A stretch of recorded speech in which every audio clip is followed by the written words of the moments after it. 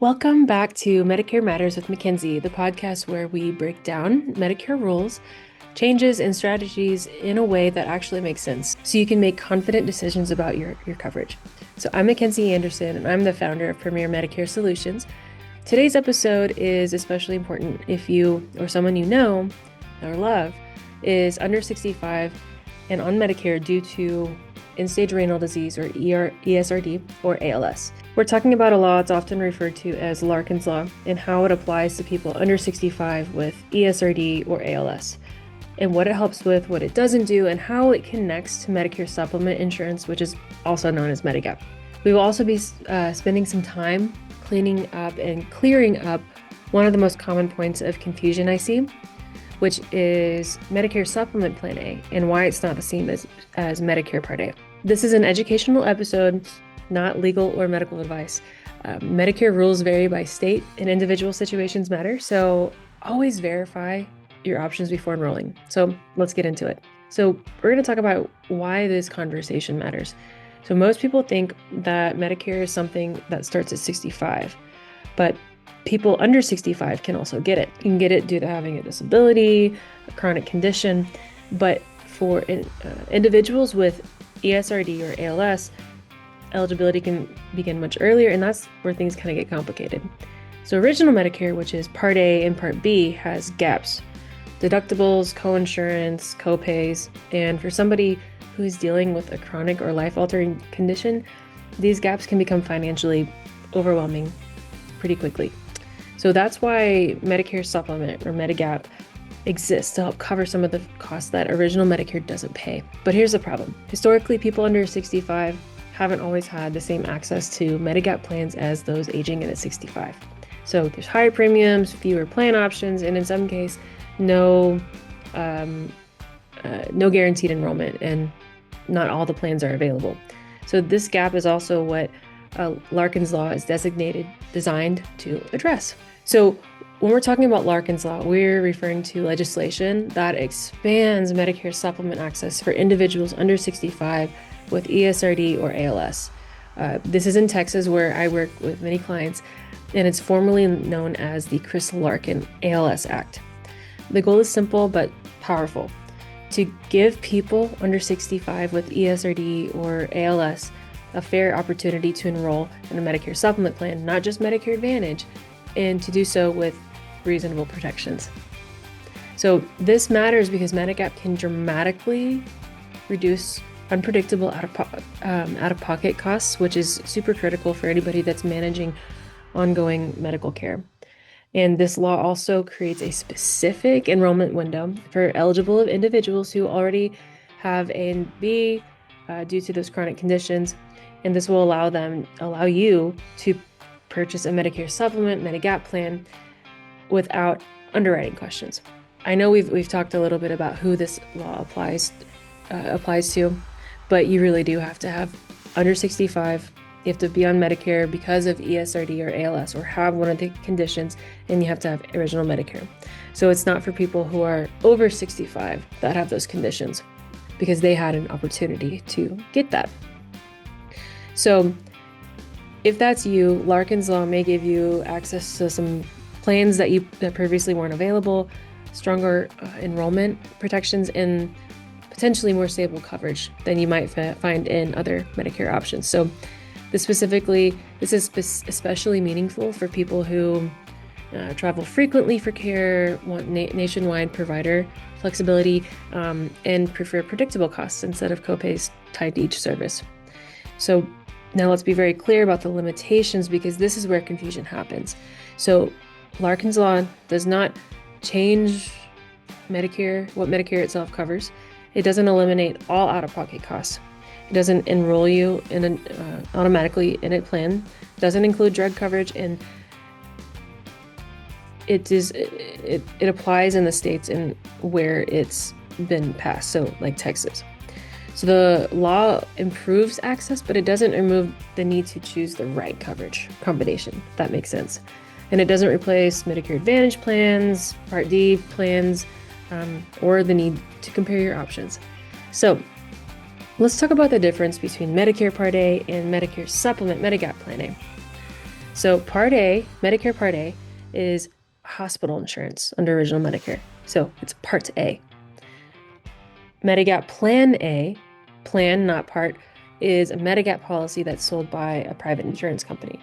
They're completely different, even though they share the same letter. Today we're going to talk about Medicare Supplement Plan A and then some other ones. So let's start with Plan A because it's the baseline Medigap plan that every carrier must offer if they sell Medigap in the state where you live. So Plan A covers your Part A hospital coinsurance. It does not cover, so the Part A hospital coinsurance is for the first 60 days of hospital coverage. It's just, Part A just covers the room and board. For the first 60 days, that's what we call your deductible period. And during those days, as soon as you get admitted, you're starting it. You can go in and out of the hospital as much as you do or don't want to. And all that you will pay toward room and board is that $1,736 deductible. Now, Plan A does cover that. Part B, coinsurance, which is 20%. It covers the first 3 pints of blood. So if the hospital has to buy it for you, then you would have to pay for it, but Plan A covers it. And then it also does cover Part A hospice coinsurance or co-payments. So these are the core benefits that every Medigap plan, A through N, must include. Plan A covers the Part A hospital coinsurance, the Part B coinsurance, which is 20%, the first 3 pints of blood, which outside of Plan A, Medicare doesn't cover it if the facility has to buy it for you. But if you donate it or somebody donates it, basically, if they don't have to buy it, they don't have to pay for it. And then it also covers Part A hospice care insurance, co-insurances or co-payments. So these are the core benefits that every Medigap plan, A through N, must include. That means that Plan A helps reduce some of the most common expenses that you might face with original Medicare. Plan A does not cover the Part A deductible, which is for the first 60 days of inpatient hospitalization. You have a deductible of $1,736 in 2026. So you can go in or out of the hospital as much as you do or do not want to, and that is the most that you will pay for doctors and everything. Remember, that is just room and board. So we're not talking about for every doctor, every surgery, everything that is done to you, you have to pay a 20% Part B coinsurance, which Plan A does cover. It also does not cover the Part B deductible, which is $283 annual deductible that you have to pay. It doesn't cover the skilled nursing facility coinsurance. So for a skilled nursing facility, the first 20 days are no cost to you. But then in 2026, for days 21 through 100, it would be $217 a day. So Plan A does not cover that. It doesn't cover Part B excess charge. So Part B excess charge is a 15% charge that can be assessed to you if the provider or facility that you are in or that is servicing you does not accept Medicare. So they can charge you the 15% of the Medicare approved rate, not 15% of the hyperinflated rates that you see on bills. And then it doesn't cover prescription drugs. It does cover things like chemotherapy, dialysis, anything that is injection-based and done in an outpatient facility or outpatient setting would be considered a Part B medication.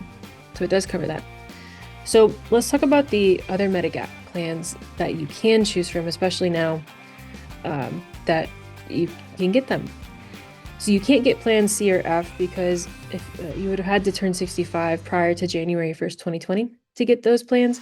So anybody that turned 65 after January 1st, 2020, they can't get Plan C and F. And the only thing that those cover that other plans can't is the Part B annual deductible of $283. So now, just because a Medigap plan is available doesn't mean that every single carrier is going to offer it or carry it. So as I'm going through and kind of explaining these, I'm going to let you know which ones I don't see and which ones I do see. So the first one is Plan B. I do not see this one. So this covers everything that Plan A covers, plus it does help pay that Part B deductible. So that $1,736 number, it helps pay a portion of that. Plan D, also another one that I do not see, that I do not see carriers have. So with Plan D covers everything that Plan A covered, plus it covers that Part B deductible, it covers the skilled nursing facility, it covers foreign travel, emergency, and it covers Part B excess charges, so that 15%. Now, there's also Plan G.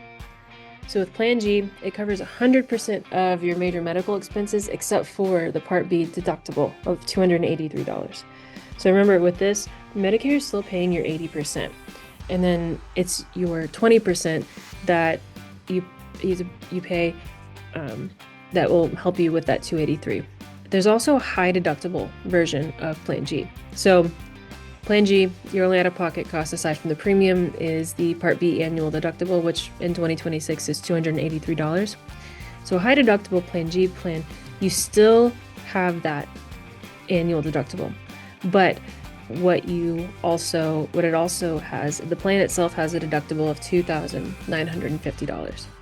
So after you hit your $283, and then if you happen to hit that $2,950 in a year, it's just your 20%, then it would cover 100% of your major medical expenses for the rest of the year. So this is a really good alternative to people who want a Medigap plan, don't want to pay the super high premiums, and that are used to paying some copays. This would be a really good option for you. The other next one is Plan K. So Plan K and L, I do see almost every carrier will have either one or both of those. So Plan K covers 50% of certain things that Medicare covers, but it does have an out-of-pocket limit of in the 7,000s. So I don't really recommend this one. And then Plan L is similar to K, but Plan L covers 75% of a lot of things. It also does have an out-of-pocket limit of $3,000, between $3,000 and $4,000. Now, like I said, I would just, to me, I would I think high deductible Plan G makes a better case than Plan K or L. The premium's higher with K or L. You have a higher max out of pocket, a higher risk potential. So, and then this next one, Plan M, I don't see it. I don't see it. So this covers everything that Plan A did. It covers 50% of the Part A hospital deductible. It does cover the skilled nursing facility expenses, and then it does cover foreign travel. Now this last plan, Plan N, now I see this one a lot. So this one covers everything that Plan A covers. So basically it covers 100% except for the annual Part B deductible, which is $283. And then you have a potential copay of $20 at a specialist office, but it's really up to them whether or not they assess it. And then you have a $50 ER copay. So that's Plan N. So really, if you're looking at it, it goes Plan N, Plan G, and high deductible Plan G, then KL and whatnot. So those are the ones that are available to you now. So, and I know we covered a lot today, but we talked about what Larkin's Law is and how it expands Medigap access for people who are under 65 with those two conditions, with one or both. We talked about what it doesn't do, how and why Medigap works and matters with Medicare, the difference between Medicare Part A and Medigap Plan A, what Plan A covers and doesn't cover, and then what the other Medigap plans, excluding Plan C and F, what they cover. So what I want the bottom line is every person's situation is unique, especially when you're qualifying for Medicare early due to a serious health condition. It's always worth comparing plans carefully, talking to your Medicare person like me, and making sure that you choose the coverage that matches your health needs and your financial goals. So thanks for listening to Medicare Matters with Mackenzie, brought to you by Premier Medicare Solutions. If you have any questions about your options or want help comparing plans, I'd love to hear from you. Thanks for listening to another episode of the Medicare Matters podcast with Mackenzie. Please make sure to subscribe wherever you get your podcasts so you don't miss an episode. Please also leave a review, as that helps me reach more people that can benefit from this podcast content. If you have questions or topics that you want me to cover for a future episode, please email them to Mackenzie@premiermedicaresolutions.com.